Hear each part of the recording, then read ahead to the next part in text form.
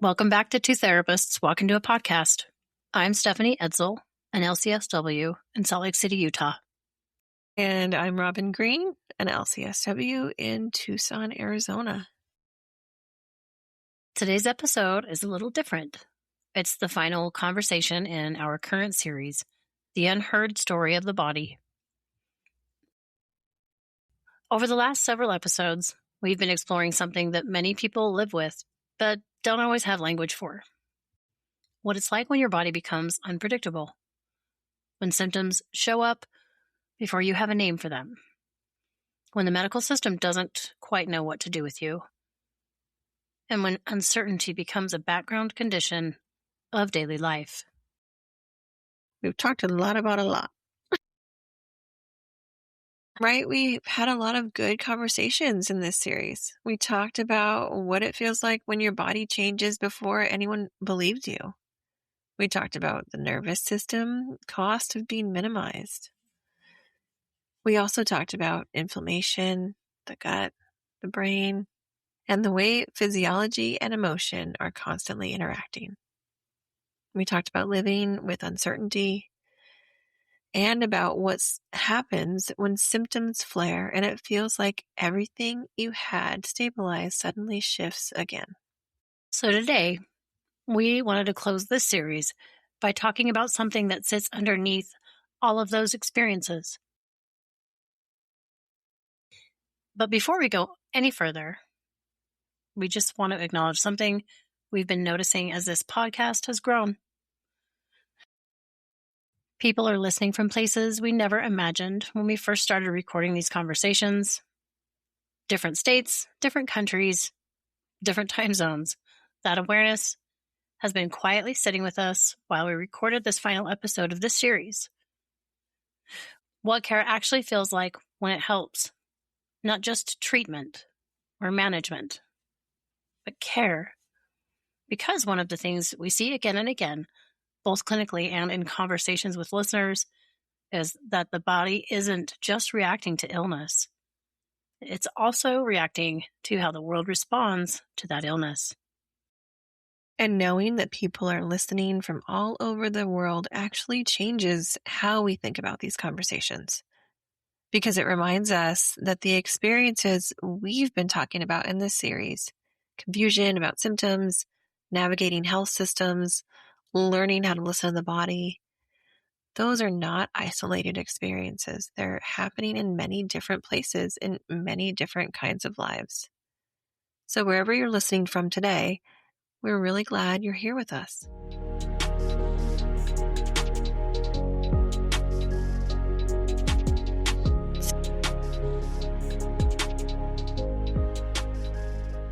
So let's do what we normally do and slow things down and just arrive.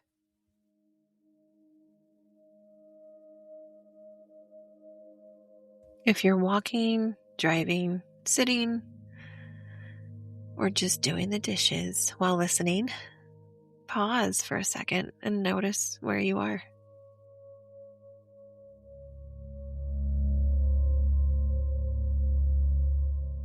Noticing one steady thing around you.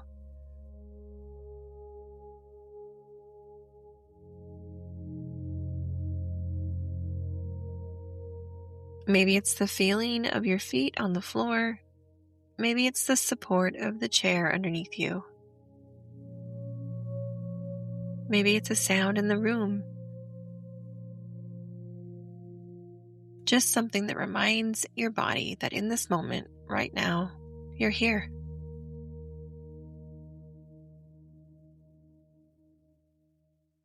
Conversations about healthcare and the body can sometimes bring up frustration or grief for people. So we like to start by giving the nervous system a place to land.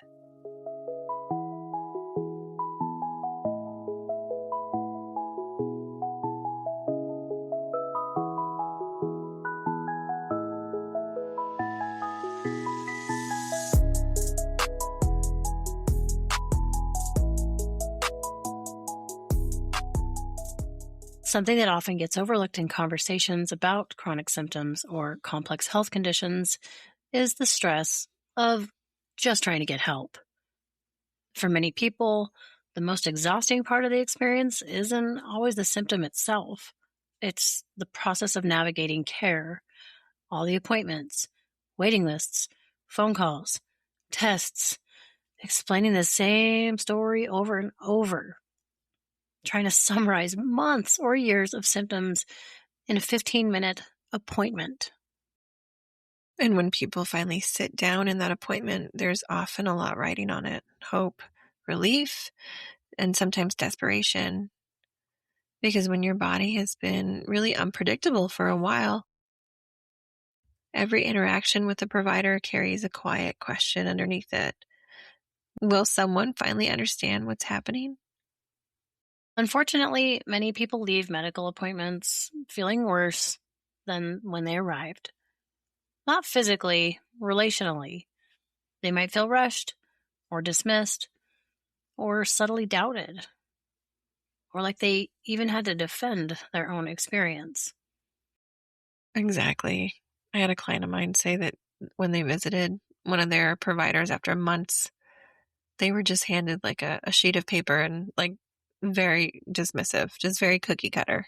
Yeah. And over time that creates a very real nervous system awareness and pattern, because the body does start learning something from those interactions. It starts learning that seeking help might involve a lot of stress. Then it learns that explaining your symptoms might lead to correction rather than curiosity. And then eventually the nervous system begins preparing for that before the appointment even begins. So people notice this in really practical ways. They might feel tense before going to the doctor. Their thoughts speed up. They rehearse what they're going to say, worry about being believed. And, it's not really personality, it's physiology adapting to those repeated experiences. So if you have anxiety about going to the doctor or calling, that's really your system adapting and protecting you. And it can get really, really annoying too. It can. It's really overwhelming, and I think it puts some discord in relationships and a lot of misunderstanding and belief systems that are not true and or challenged. Medical environments are nervous system environments. Every interaction communicates something to the body, whether it's safety, dismissal, pressure, attunement. Mm-hmm. And when someone feels listened to, the nervous system often softens. They feel safe. Your breathing slows. Muscles release. Your thinking becomes clearer. And people remember details a little bit more easily. They can actually collaborate in that process of care. And we're so in tune with energy too. The opposite's going to happen. Your heart rate rises, muscles tighten, and you get that threat system. So then language does become harder to access. And then you're focusing on that. And then the body leaves that appointment still holding that stress of the interaction.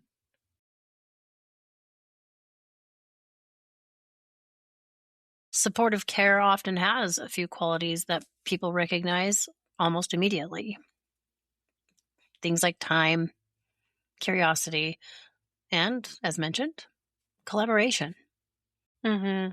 And we want to be clear that it doesn't mean that a provider has every answer.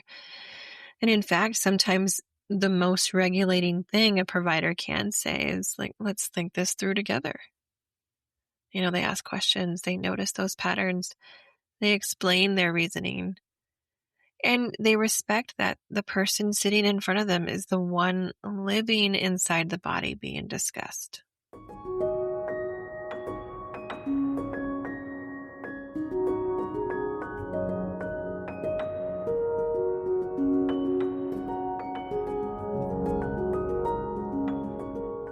Working with clients over the years, something we've both noticed is that the moment someone finally feels believed can be incredibly emotional. Not because the symptoms suddenly disappear, but because the person no longer feels alone inside their experience. Mm-hmm. And sometimes people will say things like, I thought it was just me, or I thought I was imagining it. And when that moment of recognition does happen, the system often releases something it's been holding for a long time. I don't think it's psychological. I think it's, both psychological and physiological. Being believed really does change how the body then organizes itself around that experience. 100%. It helps build trust, right? The capacity increases. Absolutely. Well, here's our nervous system nugget for today. Support reduces threat.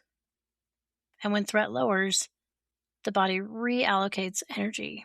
It's genius. The body knows what it's doing.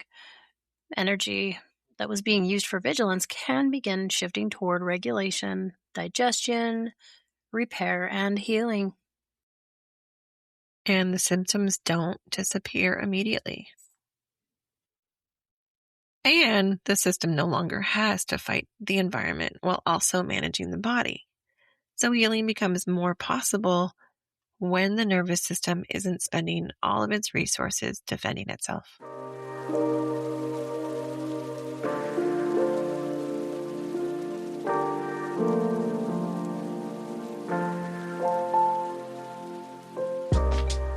If you've been listening to this series and recognizing parts of your own experience in these conversations, we just want to say that you're not imagining the complexity of what you are navigating.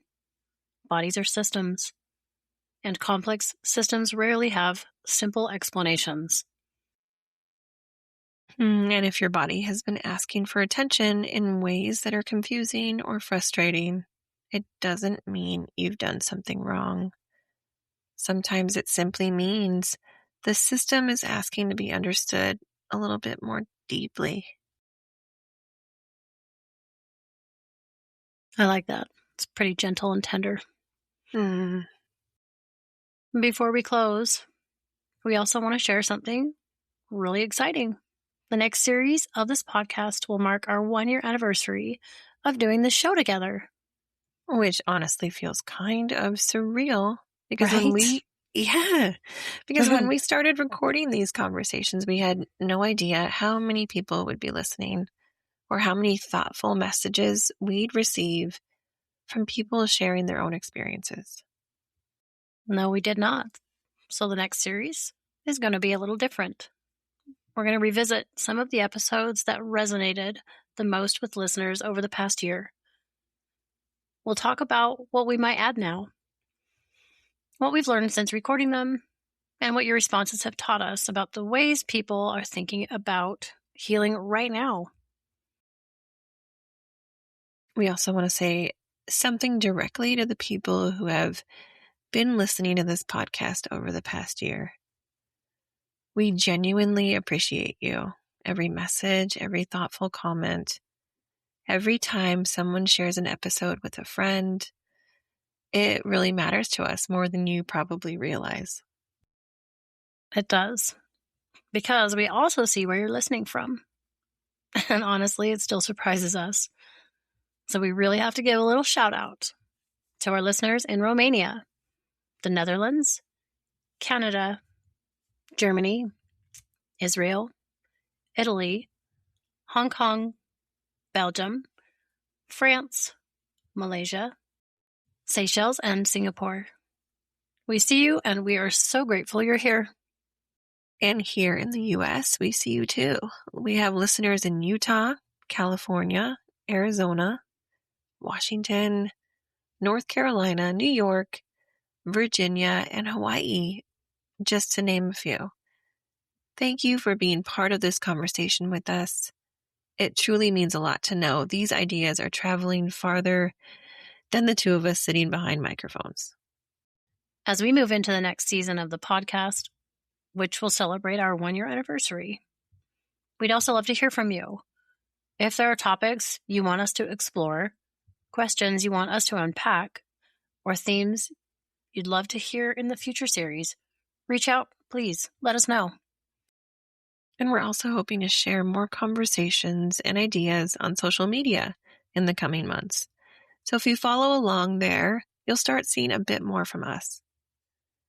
And again, if you've been supporting, listening, or sharing episodes. Thank you. We really do see you. Wherever you are listening from, we're just glad you're here with us. And remember, healing isn't linear, and we're here for the ride.